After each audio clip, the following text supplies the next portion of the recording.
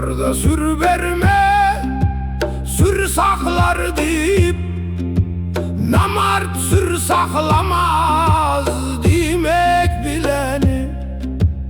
Bir aküle akıl versen kar etmez, ezip vursa günah kıymak bileni.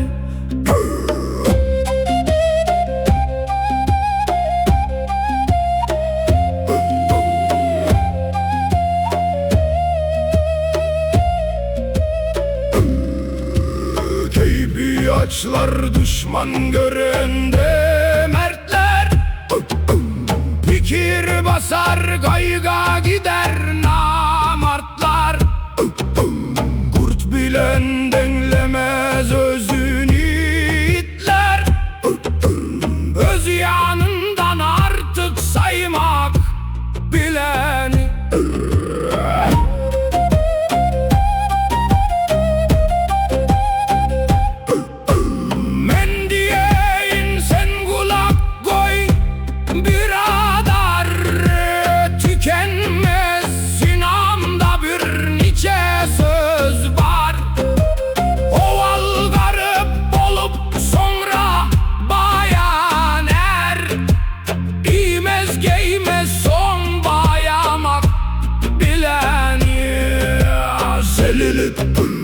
Sözümü uzatma bestir, hak bilir sürüm yalandır rastır.